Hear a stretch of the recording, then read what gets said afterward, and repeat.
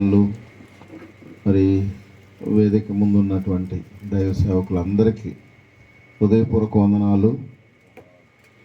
అందరికీ వందనాలండి. సహోదరులకు ప్రత్యేకంగా తల్లులకు వందనాలు. యూపీఎఫ్ ప్రెసిడెంట్ గారు మరియు ఎగ్జిక్యూటివ్ బాడీ వారు అనుమతి ఇచ్చి ఈ ఫిబ్రవరి మాసంలో ఇక్కడ కృతజ్ఞత కూడిక యూపీఎఫ్ జనరల్ బాడీ సమావేశంలో కలపడానికి వారు అనుమతించినందుకు వారికి హృదయపూర్వక వందనాలు తెలియజేస్తూ ఉన్నాను. అందరికీ వందనాలండి. నేను వర్తమానం చెప్దామని అనుకున్నానే కానీ నేను ఏం చెప్పాలి అనేది క్లియర్గా ప్రభు సన్నిధిలో అడుగుతూ ఉన్నాను, కానీ నాకు ఇంకా కంప్లీట్ అవ్వలేదు. నేను అప్పుడే అనుకున్నాను ఇది. తర్వాత నేను దేవరాజు గారికి ఫోన్ చేశాను. ఆయన ఈరోజు కన్ను ఆపరేషన్ చేయించుకుంటున్నారట. వెంటనే విలియం కేరే గారికి ఫోన్ చేశాను. నేను విజయవాడ వెళ్తున్నాను నానా అని చెప్పారు. మరి దారిలో దిగుతానన్నారు. అనుకోకుండా అనుకున్న తర్వాత ఆయన రావటం కూడా జరిగింది. నాకు ఈరోజు వేదిక చాలా ముచ్చటగా ఉంది. నాకంటే మన సహోదరుడు ఆషేర్ బాబు గారు వర్తమానం నాకు చాలా నచ్చింది. వారిని బట్టి ప్రభువును స్తుతిస్తున్నాను. మా అబ్బాయి క్లాస్మేట్ ఆషేర్ బాబు, వారి తండ్రి గారు వారి స్వరాన్ని కూడా విన్నట్టుంది. ప్రత్యేకంగా నాకు ఒక కోరిక ఉంది.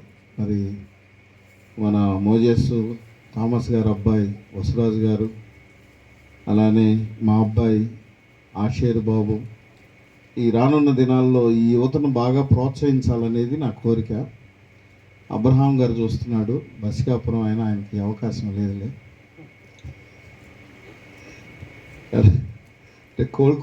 కొడుకులు సేవలో కూతురు అట్లా ముందుండాలని నేను అంటున్నాను. అది ఈ అవకాశం అంటే అది వేరే కాదు.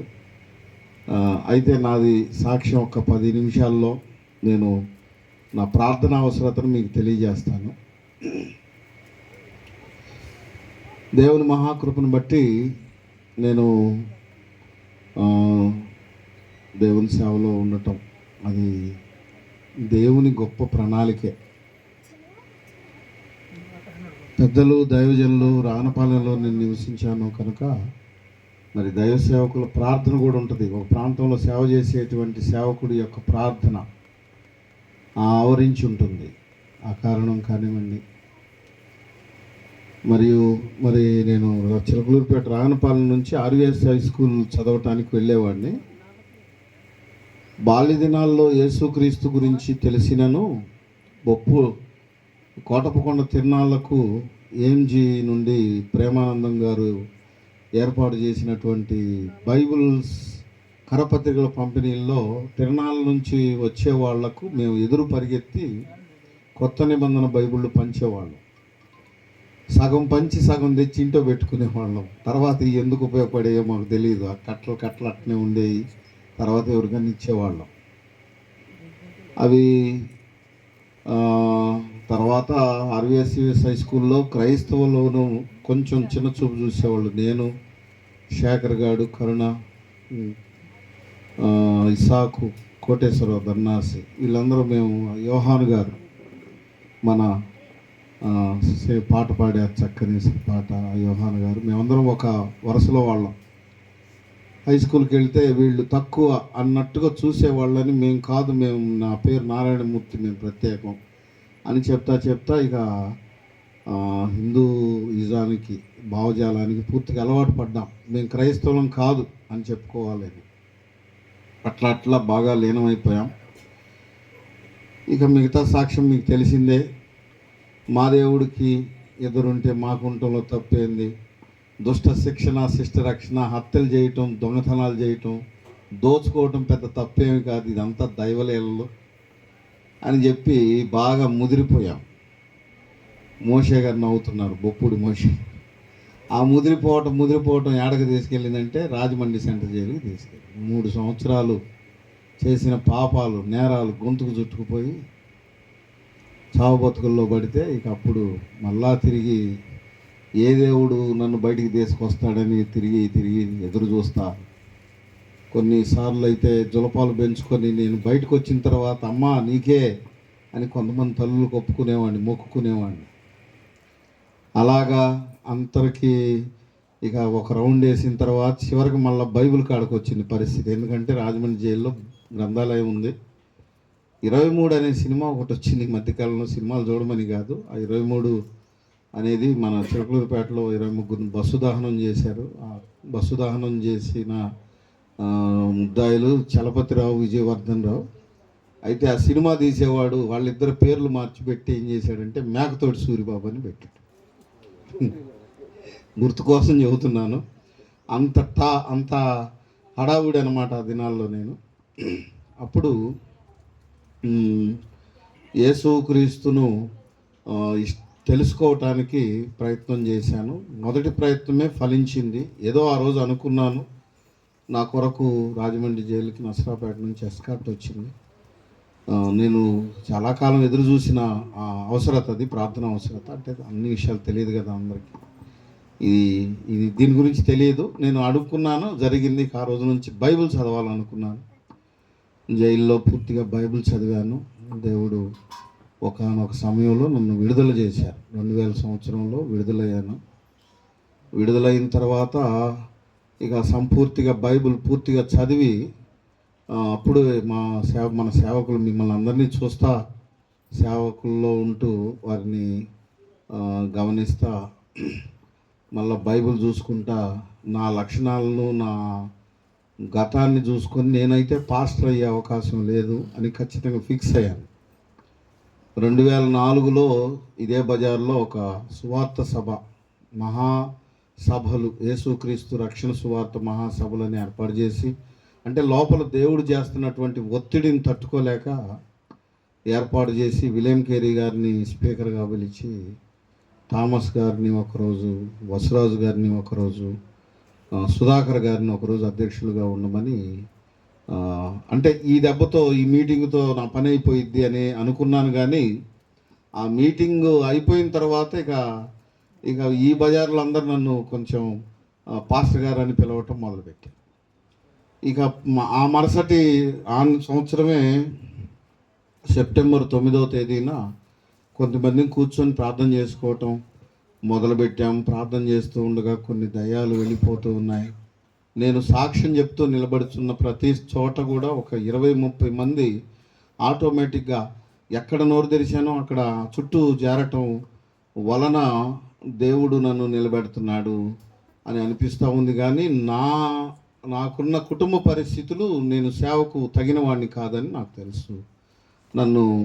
నేను దూరం చేసుకుంటున్నా కూడా ఈ వచనం మీ అందరికి తెలిసిందే. నాకు ఇష్టమైంది, పూర్వము దోషకుడను హింసకుడను హానికరుడనైన నన్ను తన పరిచర్యకు పిలిచి నమ్మకమైన వానిగా ఎంచినందుకు కృతజ్ఞుడనై ఉన్నాను.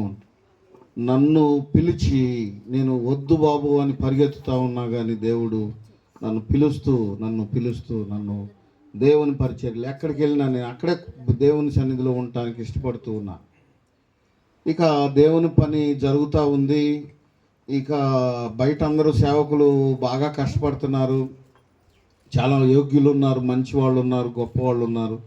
నేను బయట సేవకు పనికి రానని జైలు ఎంచుకున్నా, నసరాపేట సబ్ జైలు. నేను ఈ జైలు నుంచి చెడు జీవితం ప్రారంభంలో ఏ జైలు నుంచి మొదలయ్యానో ఆ జైలుకి వెళ్ళటం మొదలుపెట్టాను. ఇక అట్లా దాన్ని బేస్ చేసుకొని జైళ్ళన్నిటికి వెళ్ళి గుంటూరు జిల్లాలో ఉన్న 13 సబ్ జైళ్ళకు వెళ్ళి సువార్త ప్రకటించడానికి ఇష్టపడుతూ వెళుతూ ఉన్నాను. వాళ్ళు కూడా సూపరింటెండెంట్లు నన్ను చూడగానే, నువ్వు మారిపోయావా దానన్నా చెప్పనేవాళ్ళు. 50 మంది ఖైదీలు నెట్నే ఎదురు కూర్చోబెట్టి వాళ్ళకి సువార్త చెప్పించేవాళ్ళు. సువార్త చెప్పేసరికి సగం మంది మారిపోయేవాళ్ళు. ఇక దేవుడు అద్భుతంగా తన సేవ కొనసాగిస్తూ ఉన్నాడు. ఇంకా అసలు నేను ఇంకా సంథింగ్ స్పెషల్ అని చెప్పి కొంతమంది పాస్టర్స్ కూడా, కొంతమంది నాతో, యశ్రెడ్డి గారు వచ్చారు జైలుకి, చాందన్ వచ్చాడు, రత్నరాజు వచ్చాడు, తళాలు దావీద్ పాస్టర్ గారు వచ్చారు, చాలామంది వచ్చారు నాతో. ఇక్కడ ఉన్న వాళ్ళు ఉన్నారో లేదో తెలియదు. అగ్నిపాలరాజు గారిని ఫస్ట్ జైలుకి సువార్తకు తీసుకెళ్ళింది నేనే. అగ్నిపాలరాజు గారిని అట్లా జైలుకి సువార్తకి నేను కూడా వస్తానని రిక్వెస్ట్ చేసేవాళ్ళు. నాతో పాటు డ్రమ్ము కొట్టని మా సుబ్బారావు గారి మేనల్లుడు సమయంలో కూడా వచ్చేవాళ్ళు. ఏది సుబ్బారావు అంటే ఏలూరు సుబ్బారావు గారు. వాళ్ళందరికీ తెలుసు జైల్లో ఖైదీలు ఎలా సువార్త వింటూ కన్నీరు గారుస్తూ పశ్చాత్తాపడతారు. అయితే అది జైల్లో జీవితంలో మేము వినుకొండ జైలు సువార్తకు వెళ్ళొచ్చినప్పుడల్లా ఇంట్లో భయంకరంగా కొట్టుకునేవాళ్ళం. ఎవరికి అర్థమయ్యేది కాదు. మేము మామూలుగా మంచినీళ్ళు అన్నా తగాదే, అన్నం పెట్టన్నా తగాదే, పాస్టర్ గారు వచ్చారు వందనాలు చెప్పన్నా తగాదే. ఇక మా మధ్య ముగ్గురు పిల్లలు, చిన్న పిల్లలు, సాంబయ్య, లక్ష్మి, ఫ్లారిన్, ముగ్గురు ఈ డిస్టర్బెన్స్లో ఉండేవాళ్ళు. ప్లస్ కుటుంబంలో పరిచర్యం జరుగుతూ ఉండేదే కానీ పోరాటాలు ఎక్కువ ఉండేవి. అది చెప్దామని నేను ఇది ఉపద్ఘాతం చెప్పాను. పోరాటాలు 2007లో మా అమ్మాయి లక్ష్మికి బ్లడ్ క్యాన్సర్. మీలో చాలామందికి తెలుసు, ప్రార్థన చేశారు. అది ఒక భయంకరమైన శోధన. నేను అప్పుడు గమనించలేదు. ఆ తర్వాత ప్రతి సంవత్సరం బ్లడ్ క్యాన్సర్ అంటే దాదాపుగా చచ్చిపోవటమే, 99% చనిపోవటమే. బ్లడ్ క్యాన్సర్ రక్తము కక్కుతూ గడ్డలు రక్తం పడుతూ కొన్ని వైట్ ప్లేట్లెట్ ఇవి నరాలు పగిలిపోయి ఎక్కడికక్కడ.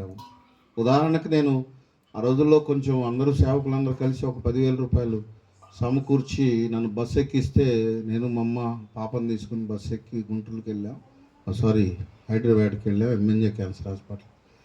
అక్కడ దిగబోయేటప్పటికి ఇటు సైడు కొన్ని రక్త నరాలు కట్ అయిపోయి ఇక్కడ అతుక్కుపోయింది సీటుకి. ఆ అట్టను అట్లా పీకి, అంటే అక్కడికి ఎందుకు తీసుకెళ్ళాము, 2-3 రోజులు ఇక్కడే చనిపోతుంది అని డాక్టర్లు చెప్తే అక్కడ ఎంఎన్జే క్యాన్సర్ హాస్పిటల్లో నసరాపేట షిలోహ్ బ్రదరన్ సంఘం జార్జ్ గారి కొడుకు అక్కడ నెహిమ్యా గారు అని ఒక డాక్టర్ గారు, ఆయన అక్కడ ప్రొఫెసర్, అసిస్టెంట్ ప్రొఫెసరు. ఆయన కింద చాలామంది, ఒక 20 మంది డాక్టర్లు ఉంటారు. వాళ్ళకి ఈ పేషెంట్ని ఎక్స్ప్లెయిన్ చేయడానికి పిలిపించాడు. ఆ సంగతి నాకు తెలియదు. నేను నాతో ఏమన్నాడంటే, ఇక్కడ సుఖంగా చనిపోయేటట్టు ఏర్పాటు చేస్తాను, నువ్వు ఇక్కడికి తీసుకొని రా, ఆ అమ్మాయి ముగింపు భయంకరంగా ఉంటుంది, బాధాకరంగా ఉంటుంది, నువ్వు తట్టుకోలేవు అని చెప్తే అది కూడా నిజమే. ఎందుకంటే గొంతు కింద గడ్డలన్నీ తలవని వచ్చినాయి, వాచిపోయినాయి. అప్పుడు ఆమెను తీసుకుని హైదరాబాద్ వెళ్ళాను. వెళ్ళే సమయంలో ఆ సీటు కత్తుకుపోవటం, ఆ పరిస్థితి నుంచి తీసుకుని వెళ్ళాను. ఒకసారి బోన్ మ్యారో అంటే ఎముకలు, 12 సంవత్సరాల పాప, అప్పుడు బోన్ మ్యారో తీయాల్సి వస్తే ఆ అమ్మాయి ఎముకల్లో ఆ పెద్ద సూదిని దూరుస్తుంటే బోన్ మ్యారో రావట్లేదు. ఇక నేను ఒళ్ళో కూర్చోబెట్టుకున్నాను, పడుకోబెట్టుకున్నాను. ఈ షర్ట్ తీసేసిన తర్వాత ఇక్కడ ఒక పెద్ద డాక్టర్లో సీనియర్ డాక్టర్ ఒక ఆమె వచ్చి సుత్తి తీసుకొని అది ఒకటి నిడిల్ తీసుకొని వచ్చి ఇక్కడ పెట్టి కొడతా ఉంది.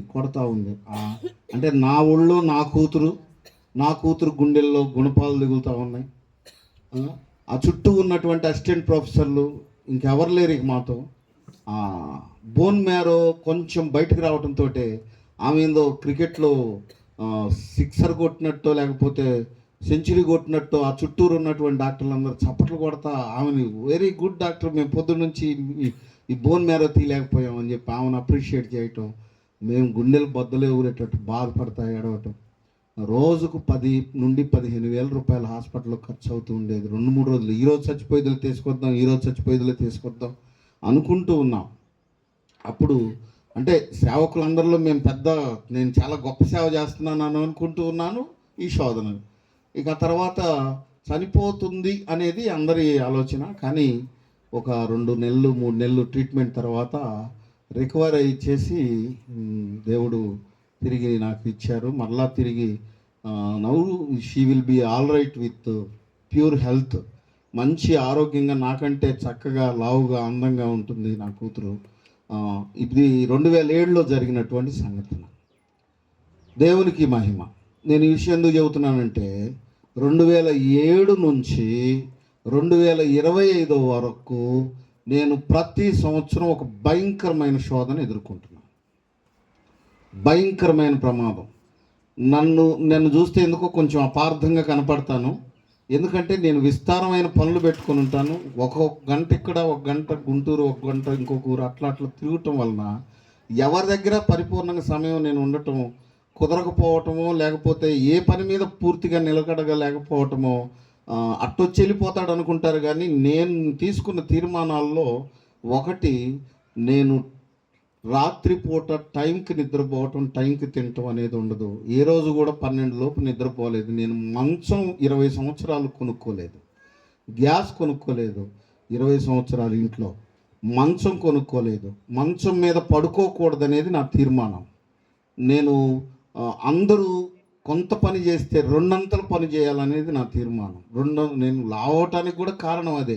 నేను రెండంతలు పని చేయాలి, రెండంతలు తినాలనుకుంటూ ఉండేవాడిని. ఆదివారం మాత్రమే కాదు, బుధవారం శనివారం మాత్రమే కాదు, రోజును 4 భాగాలు చేసుకుని ఉదయము, మధ్యాహ్నము, సాయంకాలం, రాత్రి 4 ప్రసంగాలు, 4 సువార్త సభలు ఉండాల్సిందే. 10 మందికి చెప్పని, 5 మందికి చెప్పని.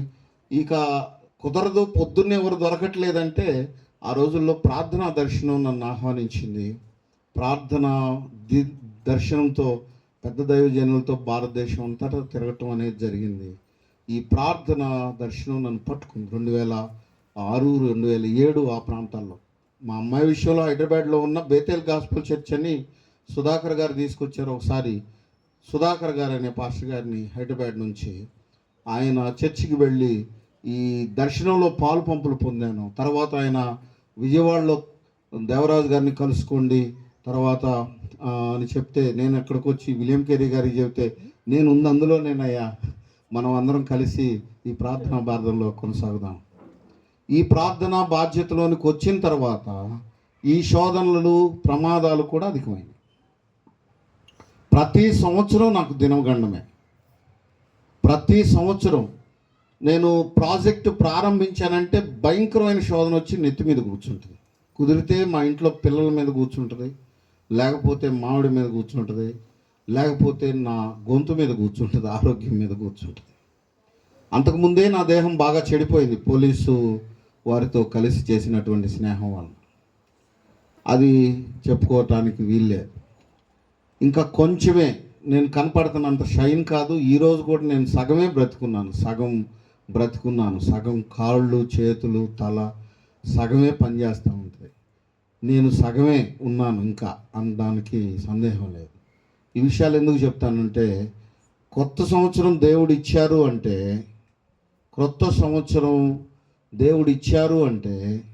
మరి ఈ సంవత్సరం పరిచర్యను కూడా దేవుడు ఇచ్చినట్లే. హల్లెలూయా. నాకు ఈరోజు కూడికి చాలా ఇష్టంగా ఉంది. ఎందుకంటే అధ్యక్షులుగా జీవరత్నం గారు ఉండటం, నేను వాక్యం నేర్చుకునే దినాల్లో క్రీస్తు సహవాస సభలకు అటెండ్ అయ్యేటప్పుడు ప్రతి సభకు ఆయనే అధ్యక్షుడు. నేను హాస్పిటల్లో ఉన్నప్పుడు అందరూ బ్రతుకుతావు, బాగుంటావు, ఏమి లేదా, దేవుడు సహాయం చేస్తాడు, గొప్పగా చేస్తాడు అని అందరూ క్యాజువల్గానే, ఏం కాదు దేవుడు నీకు సహాయం చేస్తాడు. ఆషేర్ బాబు ఒక మాట అన్నాడు, అది మాత్రం నాకు బాగా గుర్తుండిపోయింది. ఇది శోధన కొరకు వచ్చింది, ఇది నిన్నేమీ చేయలేదు అన్నాడు. మళ్ళీ తను కూడా మర్చిపోయాడు అనుకుంటా. మళ్ళీ నన్ను పలకరించేటప్పుడు ఏదైనా ఇది గ్రేట్ అని నన్ను బయటికి రావటం అన్నాడు. ఆ రోజు అయితే మాత్రం ఇది శోధన కొరకు వచ్చిందే కానీ ఇది నిన్నేం చేయలేదు అన్నాడు. తర్వాత దైవజనులు సంసోన్ అంకులు కలవరపడతా ఎత్తుక్కుంటా రావటం అనేది నా మీద ఇంకొక కృప. అలానే మన యూపీఎఫ్ సభ్యులందరూ, దేవుని సేవకులందరూ, ఇంకా మేమే ఎట్లనో ఉంటావు అనుకుంటే నువ్వేంది ప్రశాంతంగా కుర్చీలో కాళ్ళారు జాబు కూర్చున్నావు, ఐసీయూలో ఊపిరాడక కొట్టుకుంటూ ఉంటావు అనుకుంటూ ఉన్నావు. అప్పుడే నన్ను బయటికి పంపించారు కొద్దిసేపు కూర్చోమని. వాళ్ళు వచ్చేసరికి కుర్చీలో అట్ట కూర్చొని ఉన్నా. కుర్చీ అంటే నేను కూర్చుని కుర్చీ కనపడదుగా, బయట ఉన్నావేంది, బయట ఉన్నావేంది అని. కాబట్టి మీ అందరి ప్రార్థన నాకు చాలా అవసరం, సహాయం అవుతుంది. ఎందుకంటే ఇది స్తుతి కూడిక. యెహోషాపాతు యుద్ధానికి ముందుగా చేసిన స్తుతి లాంటిది నా ఉద్దేశంలో. తర్వాత మనం తండ్రి సన్నిధి సభలు విషయంలో తండ్రి సన్నిధిని ఎవరు ప్రోత్సహించని దినాల నుంచి, ఎందుకంటే మేము ఇద్దరం కలిసి తిరిగాం, సోదరుడు నేను కలిసి తిరిగాం కొన్నాళ్ళు. కొన్ని ఫెలోషిప్లు వ్యతిరేకించుండొచ్చు.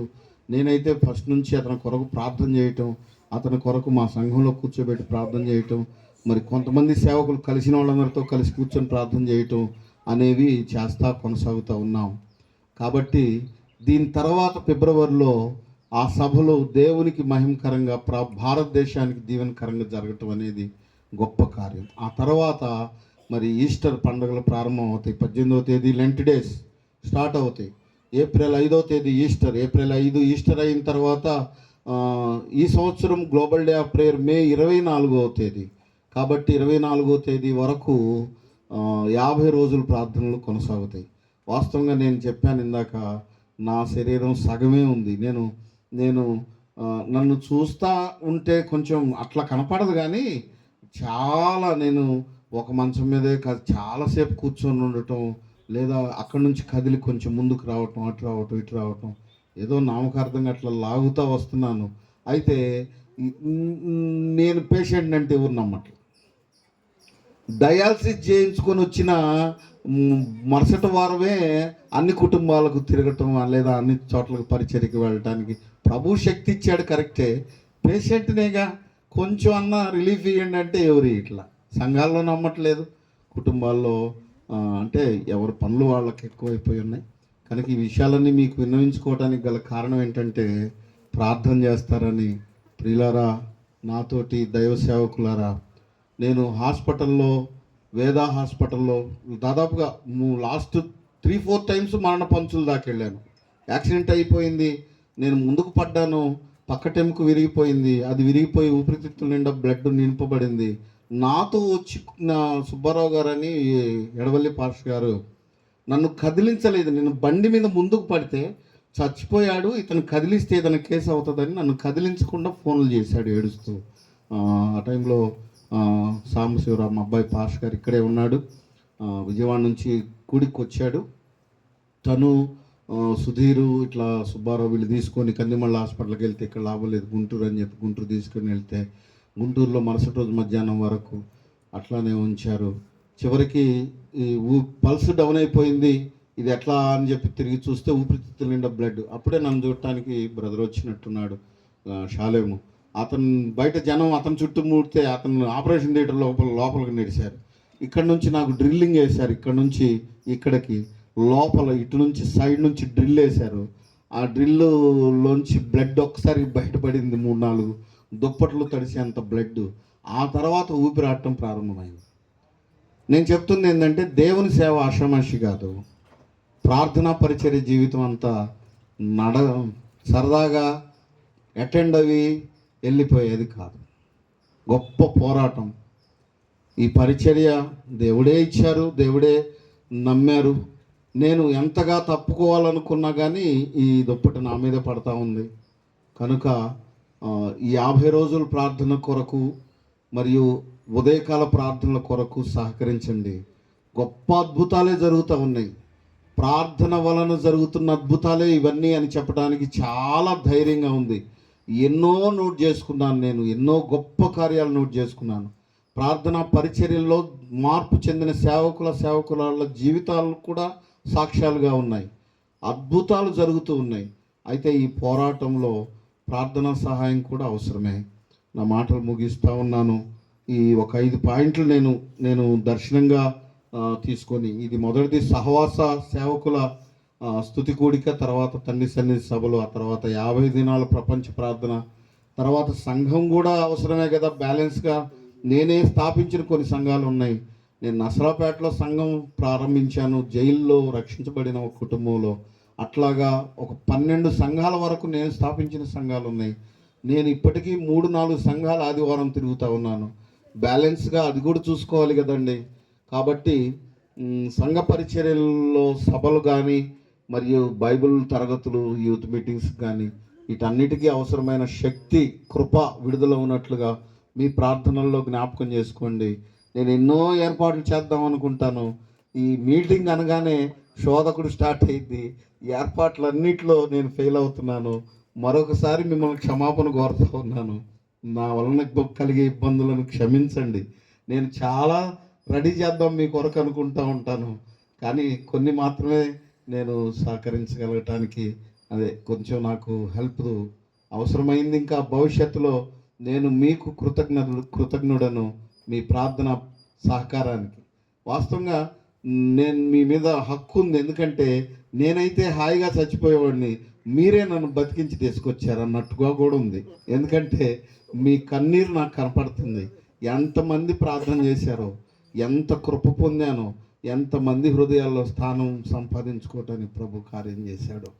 ఇవన్నీ ప్రభువుకు మహిమకరంగా ఉండాలి. రానున్న దినాల్లో మంచి పరిచర్యను నేను దేవునికి మహిమకరంగా అందించాలి. నేనైతే సేవకు పనికిరాను. నా గురించి ఎవరు మంచోడు కాదని చెప్పినా నమ్మండి, నేను మంచివాడిని కాదు.